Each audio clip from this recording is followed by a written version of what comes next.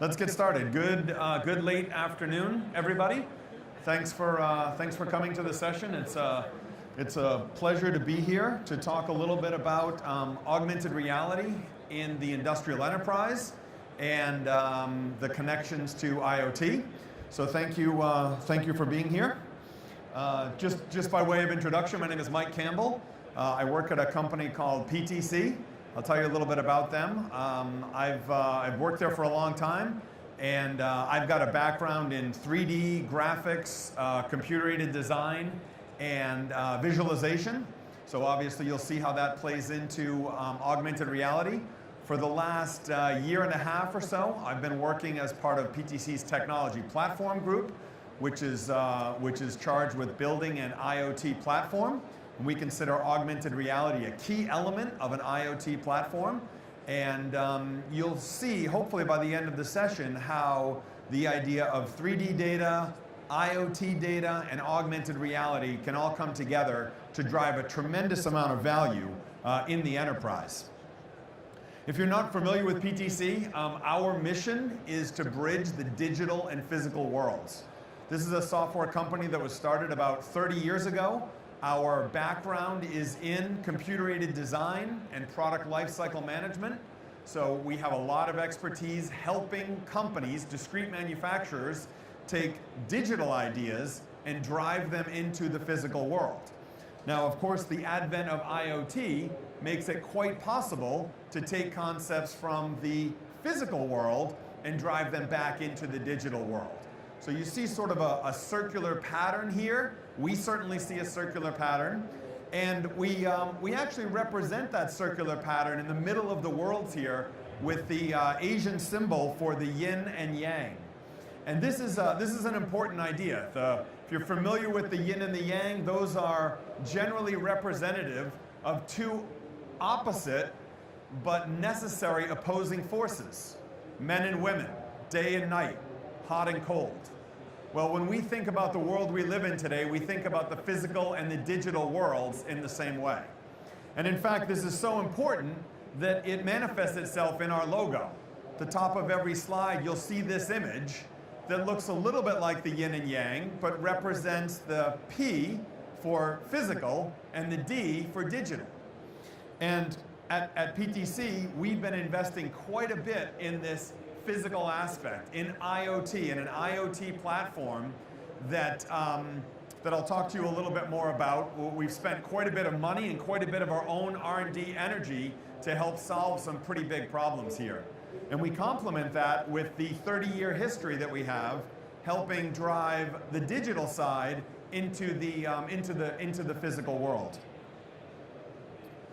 Now, this convergence of physical and digital has very broad impact. You've heard all day and all throughout the conference about the application of IoT in smart connected products. Simple smart connected products like that tennis racket that has sensors built into it that track your performance while you're playing and practicing and give you coaching advice when you're done. All the way up to much more sophisticated products like John Deere's FarmSight product, which is actually a system of smart connected products that integrate data about soil and weather to help optimize agriculture. Certainly there's a lot of discussion going on here around smart manufacturing and the impact of Industry 4.0 and the convergence of physical and digital and the connection to machines and systems is allowing us to get greater efficiency and higher quality products in the factory and across the supply chain.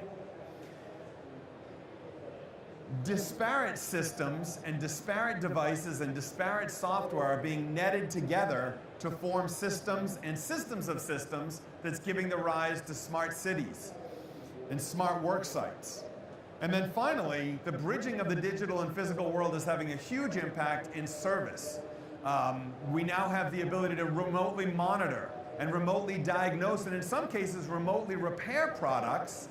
And when we do need to show up to physically fix a product, the power of IoT to know what's wrong and the power of augmented reality can make us be much more efficient, can drive high efficiencies in the world of service. At PTC, we are building an IoT platform that helps all of these things become a reality. We have a very broad definition of what an IoT platform. It needs to include everything from being able to connect devices and connect machines so that you can extract data, capabilities to analyze that data, to do very simple things like identify attributes and flag anomalies through anomaly detection, all the way to more sophisticated things like being able to predict behaviors and predict failures in the future. The platform needs to allow you to implement user interfaces, to implement mechanisms for people to gain value out of the platform and build applications. The platform also has to have capabilities that allow you to manage and remotely control devices. And then finally, we believe that being able to experience IoT through the power of augmented reality is a huge differentiator. It provides a tremendous amount of value by delivering compelling experiences that allow you to understand what's happening with IoT in ways that were never before imaginable. And of course, all of this must be delivered with security and scalability. And it's a platform like this, the PTC ThingWorx platform, that provides you the chance to make money, to save money, and to do it all while reducing risk. So let's talk a little bit more about augmented reality. If you've played or heard of Pokemon Go, you know what augmented reality is. It's the overlaying of digital information on a view of the physical world. And our contention is that there's a tremendous amount of value to be unleashed through the power of AR in the industrial enterprise by combining rich 3D data, CAD data, laser scan data, together with information from an IoT platform, information from sensors and smart connected products, information from smart connected operations, and information from other systems, bringing all of that together to deliver compelling experiences that make us delighted, that make us more productive, that allow us to get our jobs done faster. In fact, I would pose the position that IoT and AR are quite complementary. With IoT, we have what I'll call an audio stream to communicate with products and operations. We can listen to them and we can talk to them. Augmented reality provides another dimension. It's another level of communication that allows us to see and to truly experience the digital attributes of the physical world that surrounds all of us. And augmented reality drives value across the entire product's life cycle. When we're marketing and selling our products, we can use augmented reality to demonstrate them. I'm going to show you an example in a minute of a generator, a trailer-mounted generator. I'm going to show you one item in that family. There are 26 items in that family. So if I'm a dealer and I want to present these to you, I need to have 26 different physical products in my showroom. The power of augmented reality allows me to have none, but still allows you to experience it at full scale, to open the doors and to interact with it and to understand it. Augmented reality also has value in engineering. It's a very, very rich medium for communicating during collaborative design reviews, especially when we care about how a product looks or feels or functions in the context of the physical world around us. Augmented reality can help us when we operate products and when we operate machines in our factory. It can provide a digital dashboard that shows us information like performance and operational efficiency and lets us know when something is wrong with something we're looking at right now. And then finally, there's a tremendous amount of value when we're servicing products, when we're interacting with a physical product and we need augmented work instructions. We need to be shown exactly what needs to be done. Or we need to engage a colleague who's remote and share with them what we can see and get their instructions on how to deal with the problem. Augmented reality is also transforming the way we work. It's transforming how we communicate. It's transforming how we capture knowledge. And for those of you that run businesses today, when you're hiring a 25-year-old engineer and he shows up or she shows up and you present a 200-page technical document, they're not interested. They don't learn that way. They don't understand information that way. They understand digital information. It's a very natural and engaging way. So I would argue that this is actually a recruitment tool and maybe a recruitment requirement. So let's take a look at how companies are using the power of augmented reality today. The first example I'll show you is from a company called KTM. They make motorcycles, and they strive to be the world's leader for off-road and on-road motorcycles. They're growing like crazy around the world. They're selling products everywhere, and they don't have enough trained technicians to deal with their products. So, here we have a KTM shop, and our technician is working with a bike that has IoT connectivity, and it's reporting a particular error. The error here is that there's an issue with the Lambda probe. I don't know what a Lambda probe, you probably don't know what a Lambda probe is, and neither does our technician. But using the power of augmented reality, he can see exactly where this componentry is in the bike. It's highlighted. He can understand where it sits relative to the other geometry in the bike, and he can clearly understand the step-by-step sequences that he needs to perform in order to check the connection of the Lambda probe. You'll see in a moment that he's instructed to use a screwdriver to remove some screws, remove a panel, and then very clearly, without any ambiguity, check the connection of the probe behind the panel. Any one of you could follow those instructions and check the connectivity. Very clear, no ambiguity. Our next example is from a company called Sysmex. They make blood analyzers that might show up in a medical lab. And today, they have about 30 customers per service technician. Using the power of augmented reality, they envision that they'll be able to support 70 customers with one service technician, because the customer themselves will be able to do more of the easy-to-perform maintenance. So here we have an issue with a blood analyzer, and there's a clog. So because this machine is connected, we're looking at the iPad that it's connected to, the technician can say, start a cleaning cycle.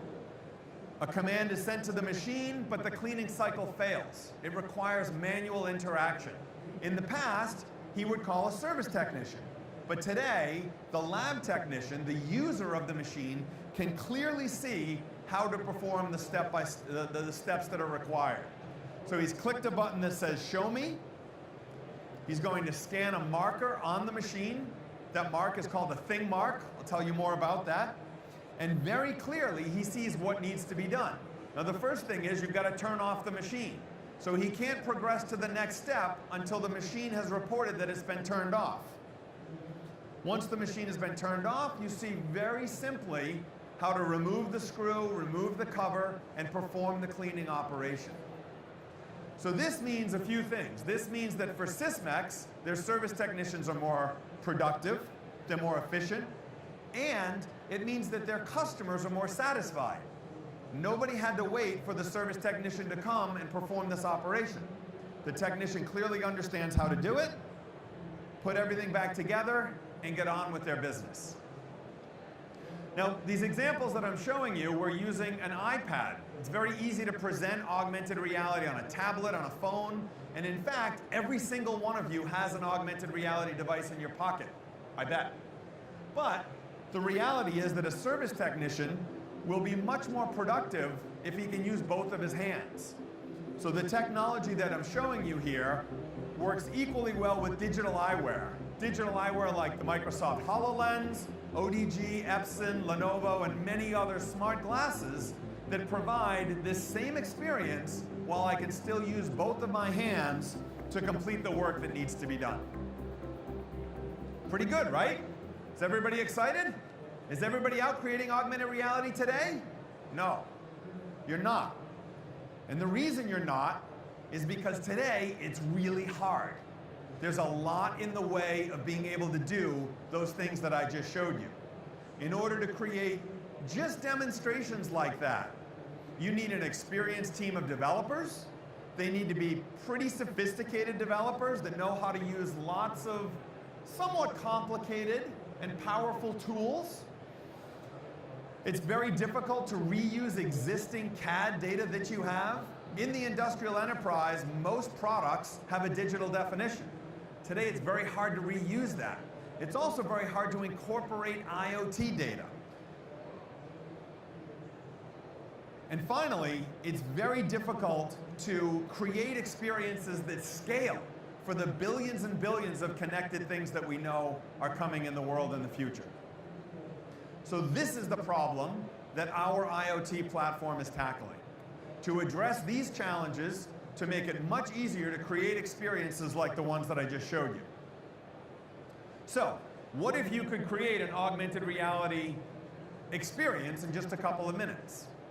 Well, this is a tool for the industrial enterprise built for content creators, for application or solution builders, for technical illustrators that want to communicate information further on downstream. This is a tool called Vuforia Studio. And I'll show you how easy it is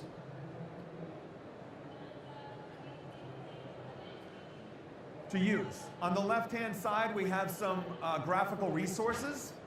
In the middle, we have our palette. This is where we'll do our authoring. On the left side there are a few UI widgets. And on the right, we have different properties. Now, you'll notice that I've already placed a thing mark on the floor here. So I'm going to bring in some 3D data. This is engineering data, right? This is the data that engineering and manufacturing and the analysts have already created and used. We're simply reusing that here. But this is a massive amount of data in engineering. This generator is 1.2 gigabytes of data. 1.2 gigabytes of data being delivered to this is going to be very painful. So what we do is we optimize it. We compress it and we optimize it for the purposes of the augmented reality experience. We do that automatically. Once we've placed it on the thing mark, we can simply publish the experience, and then using a different tool, a viewer that's available on Android, iOS, and coming soon on Windows, we scan that same mark. That mark is a unique identifier, and we're presented with this experience. And there we have an augmented reality experience. The digital world presented in the context of the physical world. So in order to make this happen, there are a few different components that are at work. We've got to have an authoring environment where we prepare this information. We publish the information up to the cloud or to a locally hosted server, maybe at your factory. You scan this unique marker. These markers are unique, and there are billions and billions of different combinations. Think of it as a QR code or a barcode, but specifically for augmented reality. And then you experience this using, again, phones and tablets today, digital eyewear coming soon. So let's look at the individual pieces. This authoring environment is called Vuforia Studio. It's called Studio because that's where you go to create. That's where you go to build the experience. That's where you go to assemble all of the different types of information. Now, one key element here is the inclusion of this rich 3D data. Vuforia Studio supports data from all kinds of different places. You may have OBJ or FBX files. You may have rich engineering mechanical CAD data. All of that data can easily be brought into this environment and significantly optimized. Here's just a quick example of what that optimization looks like. This is a skid steer, and the original engineering data is about 700 megabytes of data. Never going to get to my phone. But using optimization and compression, we can get that to just a few megabytes, and even almost as small as 1 megabyte with a low level of detail, with a low level of fidelity. Okay, so this is an important part of the story, and that reuse of 3D CAD is absolutely critical here. Now, the second piece of the puzzle is the thing mark. So this unique identifier does two things. It provides unique identification. So what particular thing is it that I'm looking at? And then the second thing that it does is it's used to actually place the augmented reality experience. So you might say, well, my product already has a barcode, or maybe I have an RFID tag, and that's a good answer. That's a good solution for solving the unique identification. However, today, we need this marker also to place the AR experience. Will we need that marker forever? No. Because we have extensive experience with 3D geometry and computer vision, we're working on technology that will allow you to track and place your augmented experience based on the CAD data, but today this is the most robust and safest way to have an AR experience. And then finally, you consume this experience using a viewer. The viewer is interesting because it's a universal browser. All of you in the room can download Vuforia View for Apple or iOS or Google devices. And when you scan anything mark, it will deliver the right experience for that mark. So you don't need millions and millions and millions of different apps for different devices. You need one app, and it will provide the rich dynamic experience that's associated with that particular object that you're looking at. Now, why would I want to use augmented reality in the enterprise? Well, when we survey customers, what they tell us is that they would like to be able to augment work instructions. So it's very nice that I showed you how easily you can put a model on your tabletop or even a model in your showroom. But if I want to communicate work instructions, how do I do that? Well, the first thing that you need to do is you need to define the work instructions. So we provide a very, very easy to use tool, which is an Illustrate tool, which allows you to take that same rich 3D data, and just like in Microsoft PowerPoint when you create an animation, you drag and drop and basically take snapshots. So here I'm working on the air filter that's inside of that generator. And I'm defining exactly how to remove the cover, open the clips, remove the cover, pull the filter out with a twisting motion, and remove it for replacement, okay? So you see it's very easy. I'm just dragging and rotating and placing and taking snapshots along the way. Back in the studio environment, I'm going to apply that animation to this particular model. But this case is a little bit different. In this case, I'm actually going to have the generator in front of me. So the only thing I want to augment are the things that I'm animating. And in order to do that, I'm actually going to place the thing mark on the physical product itself. I don't need to augment the machine. I have the machine. I just need to augment the instructions. Now that I've done that, I need a little bit of a user interface so that the user can tell the system when to play the animation. So I've switched to a 2D overlay of this experience. I've placed a button there called play, and I've said when I press play, start the animation. And then I publish the experience. So now, with my iPad, I'm in the parking lot at PTC's headquarters, and I have this generated. When I scan this particular thing mark, it says, you just created an experience. I select that experience, and it's being dynamically downloaded. You see the play button is already there, and the rest of the 3D data is also presented in the context of the physical product. It actually looks like it's inside the physical product. And when I press play, I can, again, very clearly see how to open the clips, remove the cap, twist the filter to remove it, and pull it out of the machine. It's that easy. So in just a couple of minutes, you can communicate the instructions and then apply them to be experienced with the power of augmented reality. Everybody feel like they could replace the air filter? Right? It's pretty clear, right? Okay, so the second most common use case is the visualization of IoT data. I would like to be able to understand the data, to see the data that is streaming off of my devices. Instead of looking at the physical product and then looking at a dashboard somewhere else on a flat screen, I want to contextualize the data in the context of the physical part itself. Well, how would I do that?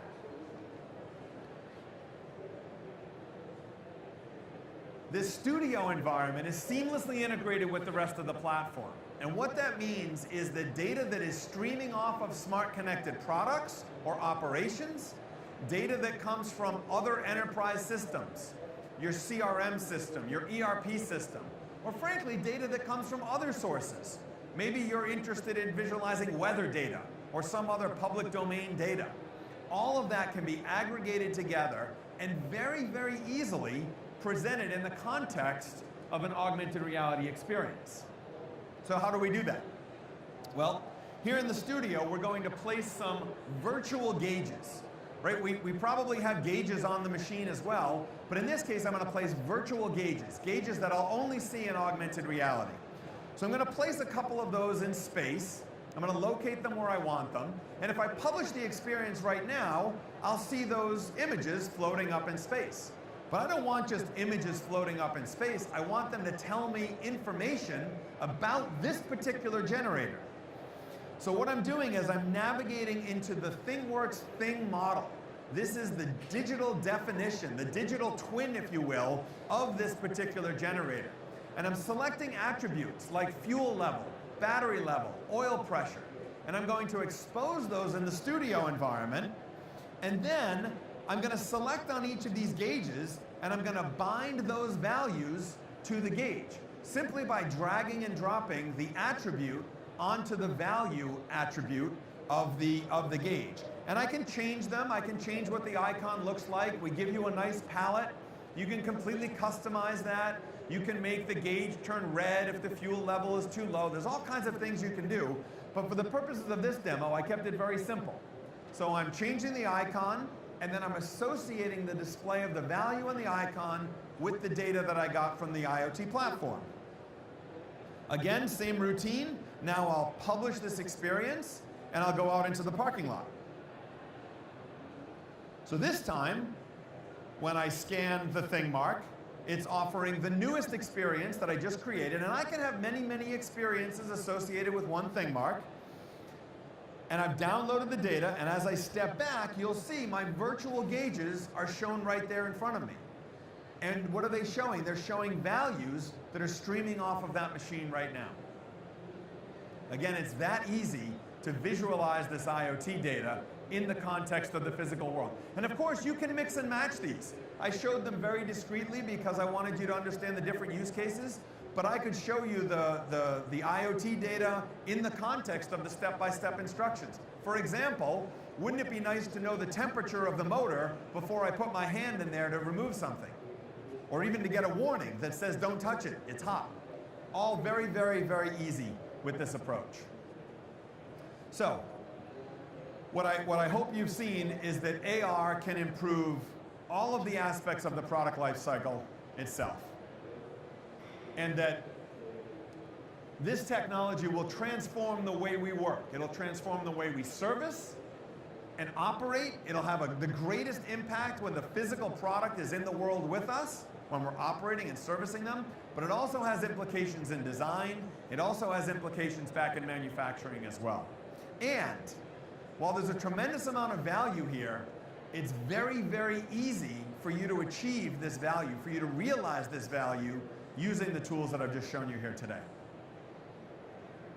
So with that, I would encourage you to download Vuforia View. Again, it's free. It's on the iTunes Store. If you come by our booth, we have lots and lots of experiences, lots of different things that you can play with and experience these AR experiences for yourself.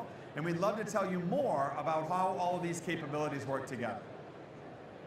Thank you very much for your time. I'm happy to take questions.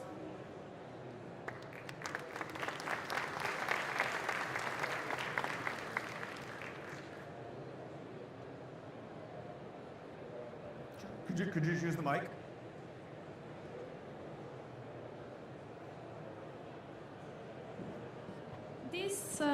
Hello, and my name is Tania from Portugal, and I would like to know if I can use that tool if I don't have the drawings of the objects. You can use the tool if you don't have the drawings of the objects, but the 3D models are very important for the authoring activity because they serve as a proxy for the physical product. So in the last example there, when I displayed the IoT gauges, The IoT gauges are located relative to the marker. So you could place the marker and then place gauges and use trial and error, but it's much more productive for you to have even a reasonable facsimile of the 3D data so that you can author against it. In all of my examples, I showed you rich engineering CAD data. You could get data from other places though. You could take a picture of the product and then put the picture in the authoring environment and place your information relative to that. You could also use maybe a laser scanner and scan the geometry so that you have its richness in 3D. So there's lots of different ways to get the context there. You don't need the CAD data, but the most impactful 3D experience comes when you do have it. Any other questions? All right, well, thank you very much for your time. Again, stop by our booth. We'd love to show you more.